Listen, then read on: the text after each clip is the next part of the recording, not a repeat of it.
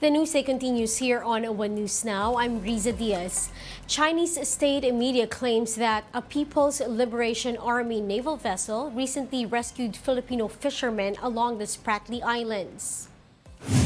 Chinese news outlet Xinhua reported that their militia vessel was approached by two Filipino fisherfolk in need of help. One of them was bleeding due to injuries from propeller blades. Chinese naval medics helped treat his wounds and gave the two food, water, and medicine. The Chinese crew reportedly transferred the two fishermen over to coat the Philippine side. Xinhua reports that Philippine Coast Guard officials have been contacted over the incident. However, there has been no confirmation yet from the PCG. Manufacturers are willing to hold off on price increases according to the Trade Department, but some processed food makers are still trying to appeal their case. The DTI met with stakeholders on Friday to convince them to delay the 10 centavo to 7 peso hike on basic goods. Now, this proposed price increase covers commodities like canned goods, noodles, and coffee. Manufacturers of canned sardines and canned meat say they may be forced to cut production on SRP products. For us to be told, sabi ko, masakit sa kalooban namin na we are being told, please suffer more losses until December by not increasing your prices. Ang mangyayari niyan, ang SRP products ang maapektuhan. Siguro magbabawas kami ng production. That's the only way I can see. Manufacturers are also concerned about possible layoffs as a result of cutting down production. The Trade Department said some manufacturers are willing to absorb the bulk of rising costs, although it is likely that there will be more consultations on the matter before they arrive at a decision. It will be a business decision, but at the end of the day, nagkakaintindihan naman po tayo that to balance the needs of the consumer, to balance the needs of the manufacturers, there has to be a compromise in between. Ang assurance naman ni Secretary sa kanila, hindi naman din sila papayagan na malugi naman ng sobra-sobra.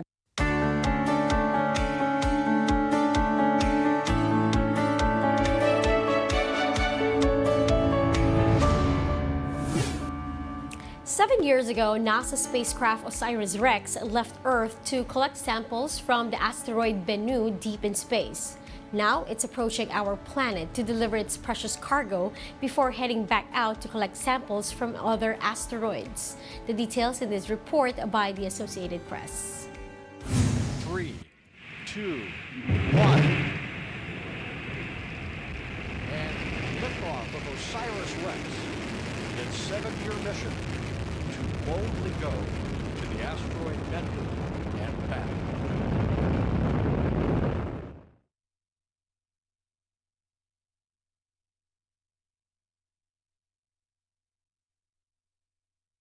going to show you a series of images taken by the SAMCAM. This is about twice the frame rate, so we're coming in a little bit faster here. And we have touchdown!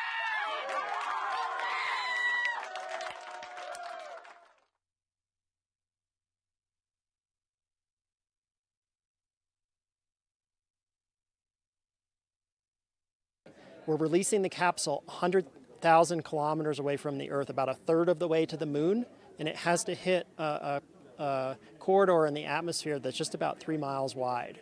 So that's like kicking like 120,000-yard field goal on a football field or something like that. It's really amazing, but the navigators do such an amazing job at this all the time.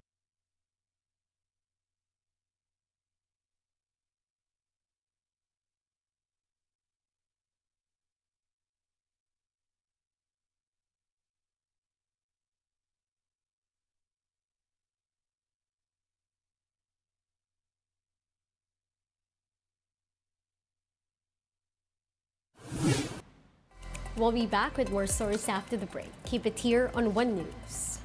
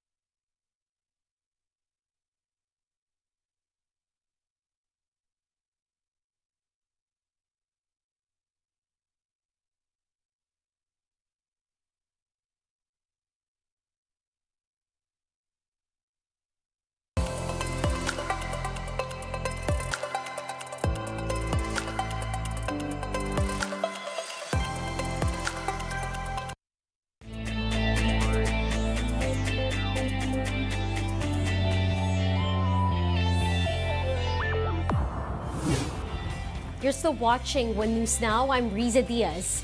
The Gilas Youth secures a spot at the 2024 FIBA U17 World Cup after beating Japan at the quarterfinals of the 2023 FIBA Asia U16 Cup in Doha, Qatar. The team had a slow start in the game, trailing behind their opponent by 10 points in the first half. But the Batang Gilas mounted a comeback in the second half, taking a narrow lead over Japan with just 10 minutes left in the game. Kiefer Alas was the standout performer of the team, scoring 29 points in 32 minutes. Gilas Youth took the win 64-59. They will face Australia later today at the semifinals. Meanwhile, Gilas Pilipinas won its only tune-up game before the 19th Asian Games. The national team showed their might against Korean Basketball League runner-up LG Sakers at the Philsports Arena on Friday. It was a tight game throughout that ended with a victory for Gilas, 86-81. Despite the win, the team is still waiting for the decision of the Hangzhou Asian Games Organizing Committee over the final roster for Gilas.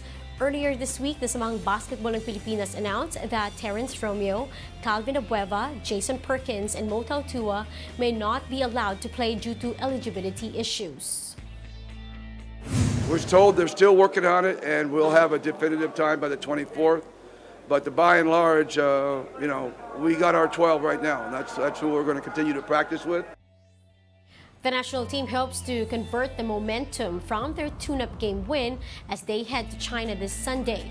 Their Asian Games campaign will begin on September 26th against Bahrain. Let's now take a quick look on other stories we're watching. FIVOX clarified that the Alsvog emissions do not indicate imminent eruption. The agency also maintained that Racing Alert Level 2 status is not necessary for now. They warned, though, that the haze in affected areas may persist for a few more days. 6 bidders have signaled interest to become NAIA's private operator. The Transportation Department said more potential bidders are expected to vie for the 170 billion peso public-private partnership project. Former MMDA chairman and Marikina Mayor Bayani Fernando has died at the age of 77. His remains are currently at the Queen of Angels Chapel in Riverbanks, Marikina. For now, the wake is exclusive to his family. Details of the public viewing are still being finalized.